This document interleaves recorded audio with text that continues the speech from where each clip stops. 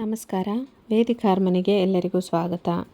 ಇವತ್ತು ನಾವು ಎಷ್ಟೋ ಜನಕ್ಕೆ ಇರುವಂಥ ಅನುಮಾನ ಇದು ಏನಕ್ಕೆ ಆಗ್ತಿದೆ ಅಂತ ಕೆಲವರಿಗೆ ಡೌಟ್ ಇದೆ. ಏನು ಅಂದರೆ ದೇವಸ್ಥಾನದಲ್ಲಿ ಇಲ್ಲ ಮನೆಯಲ್ಲಿ ದೇವರ ಮುಂದೆ ನಾವು ಏನಾದರೂ ಬೇಡಿದರೆ ಅಂದರೆ ಪ್ರಾರ್ಥಿಸಿದರೆ ಪ್ರಾರ್ಥನೆ ಆದ ನಂತರ ನಾವು ಅಂದುಕೊಂಡಿದ್ದೇನು ನೆರವೇರುತ್ತಿಲ್ಲ, ನಾನು ಬೇಡಿಕೊಂಡ್ರೆ ಯಾವುದೂ ನನಗೆ ಸಿಗ್ತಾ ಇಲ್ಲ, ನನ್ನ ಪ್ರಾರ್ಥನೆಗೆ ಫಲ ಸಿಗ್ತಿಲ್ಲ ಅಂತೆಲ್ಲ ಎಷ್ಟೋ ಜನ ಹೇಳ್ತಿರ್ತಾರೆ. ಯಾಕೆಂದರೆ ಅವರು ಬೇಡ್ಕೊಳ್ಳೋಂಥ ಇಲ್ಲ ಪೂಜೆ ಮಾಡುವಂಥ ರೀತಿ ಎಲ್ಲನೂ ಕರೆಕ್ಟಾಗಿರುತ್ತೆ. ಆದರೆ ದೇವರಿಗೆ ಅವರು ಕೇಳ್ಕೊಳ್ಳುವಂಥ ರೀತಿ ಏನಿದೆ ಅದು ಒಂಚೂರು ಆಚೆ ಈಚೆ ಹೋದರೂ ಕೂಡ ಎಡವಟ್ಟಾಗುವಂಥ ಚಾನ್ಸಸ್ ಇರುತ್ತೆ. ಯಾಕೆಂದರೆ ನಾವು ಕೇಳ್ಕೋಬೇಕಾದ್ರೆ ಎಷ್ಟೋ ಜನಕ್ಕೆ ಗೊತ್ತಿಲ್ಲ ಯಾವ ರೀತಿ ನಾವು ಕೇಳ್ಕೋಬೇಕು ಅನ್ನೋದು. ಒಂದು ಸಣ್ಣ ಸ್ಟೋರಿ ಹೇಳೋದಾದರೆ ನಿಮಗೆ ಕುಂಭಕರ್ಣನ ಸ್ಟೋರಿ ಗೊತ್ತಿರ್ಬೋದು. ಬ್ರಹ್ಮ ವರ ಕೊಡುವಂಥ ಸಂದರ್ಭದಲ್ಲಿ ಬಾಯಿ ತಪ್ಪಿ ಇಂದ್ರಾಸನ ಅಂತ ಕೇಳಕ್ಕೆ ಹೋಗಿ ನಿದ್ರಾಸನ ಅಂತ ಕೇಳಿಬಿಡ್ತಾರೆ. ಆ ಒಂದು ಸಮಯದಲ್ಲಿ ಬ್ರಹ್ಮ ತಥಾಸ್ತು ಅಂತ ಹೇಳಿ ಮುಗಿಸ್ಬಿಡ್ತಾರೆ. ಅವಾಗೇನಾಗುತ್ತೆ, ಈಗ ಕುಂಭಕರ್ಣ 6 ತಿಂಗಳು ಮಲಗಿ ಎದ್ದೇಳುವಂಥ ಪರಿಸ್ಥಿತಿಗೆ ಬಂದಿದ್ದಾರೆ ಅಲ್ವಾ. ಹಾಗೆಯೇ ನಾವು ಬಾಯಿ ತಪ್ಪಿ ಏನಾದರೂ ಒಂದು ಸಣ್ಣ ಚೇಂಜಸ್ ಬಂದರೂ ಕೂಡ ಅದೇ ರೀತಿಯಲ್ಲಿ ದೇವರು ನಮಗೆ ತಥಾಸ್ತು ಅಂತ ಹೇಳಿಬಿಡ್ತಾರೆ.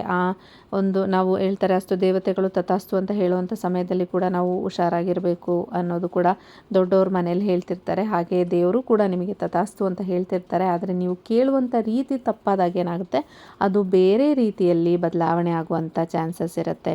ಯಾವ ಥರ ಅನ್ನೋದು ಹೇಳೋದಾದ್ರೆ ಈ ಕುಂಭಕರ್ಣನ ಸ್ಟೋರಿ ಹೇಳಿದಾಗ ಇನ್ನೊಂದು ಸಣ್ಣ ಸ್ಟೋರಿ ಹೇಳ್ತೀನಿ. ಒಬ್ಬರು ದೇವರಲ್ಲಿ ವರ ಕೇಳ್ಕೊತಿರ್ತಾರೆ. ಆದರೆ ದೇವರು ಪ್ರತ್ಯಕ್ಷ ಆಗಿ ಬ್ರಹ್ಮ ಕೇಳ್ತಾರೆ ಏನು ಬೇಕು ಅಂತ ಕೇಳಿದಾಗ ಅವರು ಬಾಯಿ ತಪ್ಪಿ ನನಗೆ ಚಿಂತಾಮಣಿ ಬೇಕು ಅಂತ ಕೇಳಲು ಅವರು ಹೋಗಿ ಆ ಬಾಯಿ ತಪ್ಪಿ ನನಗೆ ಚಿಂತೆ ಮಾತ್ರ ಬೇಕು ಅಂತ ಕೇಳಿಬಿಡ್ತಾರೆ. ಅದು ಆತರವಾಗಿ ಕೇಳೋದು ಪಟಪಟ ಅಂತ ನಾವು ಕೇಳೋವಂಥ ಸಂದರ್ಭದಲ್ಲಿ ಚೇಂಜ್ ಆಗಿಬಿಡೋವಂಥದ್ದು, ಏನೋ ಒಂದು ಪರಿಸ್ಥಿತಿಯಲ್ಲಿ ಆ ರೀತಿ ಕೇಳಿಬಿಟ್ಟು ದೇವರು ತಥಾಸ್ತು ಅಂತ ಹೇಳಿಬಿಡೋದು. ಮನೆಗೆ ಬರ್ತಾ ಏನಪ್ಪ ನೆಮ್ಮದಿನೇ ಇಲ್ಲ, ಅನವಶ್ಯಕ ಚಿಂತೆಗಳು ನನಗೆ ಬರ್ತಿದೆ ಅನ್ನೋವಂಥ ಒಂದು ಯೋಚನೆ ಬಂದಾಗ ತನಗೆ ತಾನು ಹೇಳಿದಂಥ ತಪ್ಪಿನ ಅರಿವಾಗುತ್ತೆ. ಆದರೆ ಬದಲಾವಣೆ ಮಾಡ್ಕೊಳ್ಳೋಕ್ಕೆ ಆಗಲ್ಲ ಅಲ್ವಾ. ಹಾಗಾಗಿ ನಾವು ಬೇಡ್ಕೊಳ್ಳೋಂಥ ಸಮಯದಲ್ಲಿ ತುಂಬ ಹುಷಾರಾಗಿ ನಾವು ಬೇಡ್ಕೋಬೇಕಾಗತ್ತೆ. ಇದಕ್ಕೆ ಮುಂಚೆ ಒಂದು ಹಲವಾರು ವಿಡಿಯೋದಲ್ಲಿ ನಾನು ಹೇಳಿದ್ದೀನಿ, ನಾವು ಏನೇ ಒಂದು ಹೇಳಬೇಕಾದ್ರೂ ಅಷ್ಟೇ, ಇಲ್ಲ ನಾವು ಮ್ಯಾನಿಫೆಸ್ಟೇಷನ್ ಮಾಡಬೇಕಾದ್ರೂ ಅಷ್ಟೇ, ನಾವು ಪಾಸಿಟಿವ್ ಆಗಿರುವಂಥ ವಿಷಯಗಳನ್ನ ಹೇಳಬೇಕಾಗುತ್ತೆ. ನೆಗೆಟಿವ್ ಆಗಿರುವಂಥ ವಿಷಯ ಆಗಲಿ, ನೆಗೆಟಿವ್ ಆಗಿರುವಂಥ ವರ್ಡ್ ಯೂಸ್ ಮಾಡೋದಾಗಲಿ ನಾವು ಅದನ್ನು ಅವಾಯ್ಡ್ ಮಾಡಬೇಕಾಗುತ್ತೆ. ಈ ಒಂದು ಪರಿಸ್ಥಿತಿಯಲ್ಲಿ ನಾನು ಒಂದು ಕಿಚನ್ ಅಲ್ಲಿ ನೀವು ಯಾವ ರೀತಿ ಮಾತಾಡಬೇಕು ಅನ್ನೋ ಒಂದು ಕೂಡ ವಿಡಿಯೋ ಮಾಡಿದಾಗ ಹೇಳಿದ್ದೆ. ಅದರಲ್ಲಿ ಕಿಚನಲ್ಲಿ ನಿಂತ್ಕೊಂಡು ಪದೇ ಪದೇ ಇಲ್ಲ ಇಲ್ಲ ಅನ್ನೋ ವರ್ಡ್ ಯೂಸ್ ಮಾಡೋದಾಗಲಿ, ಖಾಲಿಯಾಗಿದೆ ಅನ್ನೋವಂಥ ವರ್ಡ್ ಯೂಸ್ ಮಾಡೋದ್ರಿಂದ ನಿಮಗೆ ಆಗುವಂಥ ಪರಿಣಾಮಗಳು ಏನೇನು ಅಂತ ಕೂಡ ತಿಳಿಸ್ಕೊಟ್ಟಿದ್ದೆ.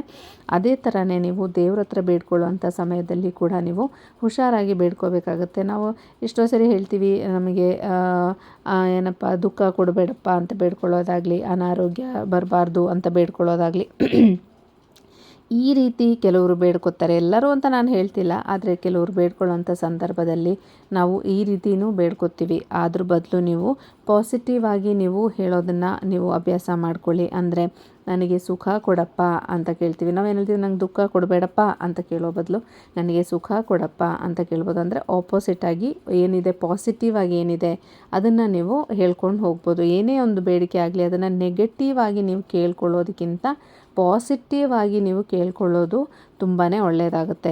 ಆವಾಗ ಫಲ ಕೂಡ ನಿಮಗೆ ಪಾಸಿಟಿವ್ ಆಗಿರುವಂಥ ಒಂದು ಸೈಡಲ್ಲಿ ಸಿಗೋಕ್ಕೆ ಸ್ಟಾರ್ಟ್ ಆಗುತ್ತೆ. ನೆಗೆಟಿವ್ ವರ್ಡ್ ಯೂಸ್ ಮಾಡಿದಾಗ ನನಗೆ ಹಿಂಗೆ ಕಷ್ಟ ಇದೆಯಲ್ಲಪ್ಪ ಅಂತ ನಾವು ಫಸ್ಟೇ ದೇವ್ರ ಹತ್ರ ಹೇಳ್ತೀವಿ. ಆ ಕಷ್ಟ ಇದೆಯಲ್ಲಪ್ಪ ಅನ್ನೋದೇ ಹೈಲೈಟ್ ಆಗ್ತಿರುತ್ತೆ. ಅದ್ರ ಬದಲು ನಾವು ದೇವರಿಗೆ ಹೇಳೋಂಥ ಅವಶ್ಯಕತೆ ಇಲ್ಲ, ದೇವರಿಗೆಲ್ಲನೂ ಕಾಣಿಸ್ತಾ ಇರುತ್ತೆ ಅಲ್ವಾ. ನಾವಾಗೇ ಹೋಗಿ ನನಗೆ ಹಿಂಗಾಗಿದೆ ಹಾಗಾಗಿದೆ ಅಂತ ಹೇಳೋದೇನೂ ಬೇಕಾಗಿಲ್ಲ. ನಮಗೆ ಪಾಸಿಟಿವ್ ಆಗಿ ನೀವು ವರ ಕೇಳೋದು, ಈ ಶ್ರೀಮಂತ ಮಾಡಪ್ಪ ಅಂತ ಕೇಳ್ಬೋದು, ನನ್ನನ್ನು ಯಾಕಪ್ಪ ಬಡವನಾಗಿಟ್ಟಿದೆಯಾ ಅಂತ ದೇವ್ರ ಹತ್ರ ಕೇಳೋ ಬದಲು ಅದರ ಆಪೋಸಿಟ್ ಆಗಿರುವಂಥ ವರ್ಡನ್ನ ನೀವು ಯೂಸ್ ಮಾಡಿ ನೀವು ಬೇಡ್ಕೊಳ್ಳೋದ್ರಿಂದ ಫಲ ಬೇಗ ಸಿಗುತ್ತೆ. ಇದು ಒಂದು ರೀತಿಯಲ್ಲಿ ನಾನು ಎಷ್ಟೋ ವಿಡಿಯೋದಲ್ಲಿ ಹೇಳಿದಾಗೆ ಮ್ಯಾನಿಫೆಸ್ಟೇಷನ್ ಟೆಕ್ನಿಕ್ ಯಾವ ರೀತಿ ನೀವು ಯೂಸ್ ಮಾಡ್ತೀರಾ ಅದು ಕೂಡ ಅದಕ್ಕೆ ಫಲ ಜಾಸ್ತಿ ಬೇಗ ಸಿಗ್ತಿದೆ ಅಂತ ನೀವು ಎಷ್ಟೋ ಜನ ಕೇಳಿದ್ದಾರೆ. ನಾವು ದೇವ್ರನ್ನ ಬೇಡ್ಕೊಳ್ಳೋದಕ್ಕಿಂತ ಮೇಡಮ್ ಮ್ಯಾನಿಫೆಸ್ಟ್ ಮಾಡೋದು ಅಂತ. ಹೌದು, ಯಾಕೆಂದರೆ ಮ್ಯಾನಿಫೆಸ್ಟೇಷನ್ ಅಂತ ಬಂದಾಗ ನಾವು ಪ್ರತಿಯೊಂದನ್ನು ಪಾಸಿಟಿವ್ ಆಗಿರುವಂಥ ಒಂದು ವೈಬಿಂದ ಇಲ್ಲ ಪಾಸಿಟಿವ್ ಆಗಿರೋ ಒಂದು ರೀತಿಯಿಂದ ಅದನ್ನು ನಾವು ಮಾಡ್ತೀವಿ. ಹಾಗಾಗಿ ಅದಕ್ಕೆ ಬರುವಂಥ ರಿಸಲ್ಟು ತುಂಬಾ ಬೇಗ ಸಿಗುತ್ತೆ, ಹಾಗೆ ಹೆಚ್ಚಳವಾಗಿರುತ್ತೆ. ಆದರೆ ನಾವು ಇಲ್ಲಿ ಬೇಡ್ಕೊಳ್ಳೋವಾಗ ಏನಾಗುತ್ತೆ, ನಾವು ಬೇಡ್ತಾ ಇದ್ದೀವಿ ಇಲ್ಲಿ ಒಬ್ಬರಿಗೆ ಕೊಡಿ ಕೊಡಿ ಕೊಡಿ ಅಂತ ಕೇಳೋ ಥರ ಆಯಿತು. ಇಲ್ಲ ದೇವ್ರ ಮುಂದೆ ನಾವು ಕೊಡಿ ಕೊಡಿ ಕೊಡಿ ಆ ರೀತಿ ಕೇಳೋಂಥ ಅವಶ್ಯಕತೆ ಇಲ್ಲ ನಮ್ಮ ಕಷ್ಟನ ದೇವ್ರ ಹತ್ರ ಹಿಂಗಾಗೋಯ್ತು ಅಂತ ಹೇಳೋ ಅವಶ್ಯಕತೆ ಇಲ್ಲ. ಯಾಕಂದರೆ ದೇವ್ರಿಗೆ ಗೊತ್ತಿಲ್ಲದಿರೋಂಥದ್ದು ಏನೇನೂ ಇಲ್ಲ. ಹಾಗಾಗಿ ನಾವು ಏನು ಕೇಳ್ಕೋಬೇಕು, ಪಾಸಿಟಿವ್ ಆಗಿರೋವಂಥ ಸೈಡಲ್ಲಿ ನಾವು ಕೇಳ್ಕೋಬೇಕು. ನನಗೆ ಸುಖ ಕೊಡಪ್ಪ, ನನ್ನನ್ನು ಶ್ರೀಮಂತ ಮಾಡಪ್ಪ, ನನ್ನ ಕೈ ತುಂಬ ಹಣ ಬರೋ ಹಾಗೆ ಮಾಡಪ್ಪ, ಈ ರೀತಿ ಒಂದು ಪಾಸಿಟಿವ್ ಆಗಿರೋವಂಥ ಒಂದು ಸೈಡಲ್ಲಿ ನೀವು ದೇವ್ರ ಹತ್ರ ವರ ಕೇಳಿ ನೋಡಿ, ಖಂಡಿತ ನಿಮಗೆ ಫಲ ಸಿಗುತ್ತೆ. ಇದನ್ನೇ ಪ್ರಾಕ್ಟೀಸ್ ಮಾಡ್ತಾ ಹೋಗಿ. ಇದೊಂದು ರೀತಿಯಲ್ಲಿ ನಿಮಗೆ ಸಣ್ಣದಾದ ಮ್ಯಾನಿಫೆಸ್ಟೇಷನ್ ಅಂತಲೇ ಹೇಳ್ಬೋದು. ಅದು ಕೂಡ ನಿಮಗೆ ಪ್ರೇಯರ್ ಮಾಡೋವಂಥ ಟೈಮಲ್ಲಿ ತುಂಬ ಪ್ಯೂರಿಟಿ ಇರುತ್ತೆ, ನಿಮ್ಮ ಸುತ್ತಲೂ ಒಂದು ವೈಬ್ರೇಷನ್ ಇರುತ್ತೆ ಪಾಸಿಟಿವ್ ಆಗಿರೋದು. ಅಂಥ ಟೈಮಲ್ಲಿ ನೀವು ಈ ರೀತಿ ಪಾಸಿಟಿವ್ ಆಗಿರೋಂಥ ವರ್ಡ್ಸ್ ಯೂಸ್ ಮಾಡೋದ್ರಿಂದ, ಇಲ್ಲ ನಾನು ಎಷ್ಟೊಂದು ಕನ್ನಡದಲ್ಲಿರೋಂಥ ಮ್ಯಾನಿಫೆಸ್ಟೇಷನ್ ಕೂಡ ನಾನು ನಿಮಗೆ ಹೇಳ್ಕೊಟ್ಟಿದ್ದೀನಿ, ನನ್ನ ಹಳೆ ವಿಡಿಯೋದಲ್ಲಿ ಚೆಕ್ ಮಾಡ್ಬೋದು. ಅದರಲ್ಲಿರುವಂಥ ವರ್ಡ್ಗಳನ್ನ ಯೂಸ್ ಮಾಡಿ ದೇವ್ರ ಹತ್ರ ಪ್ರಾರ್ಥನೆ ಮಾಡೋದ್ರಿಂದ ತುಂಬಾ ಬೇಗ ನಿಮಗೆ ರಿಸಲ್ಟ್ ಸಿಗುತ್ತೆ. ಹಾಗಾಗಿ ಪ್ರತಿಯೊಂದು ಸರಿ ನೀವು ಬೇಡ್ಕೊಳ್ಳೋವಾಗಲೂ ಹುಷಾರಾಗಿ ಪಾಸಿಟಿವ್ ಆಗಿರುವಂಥ ರೀತಿಯಲ್ಲಿ ದೇವರಲ್ಲಿ ಬೇಡ್ಕೊಳ್ಳೋದನ್ನು ಅಭ್ಯಾಸ ಮಾಡಿಕೊಳ್ಳಿ.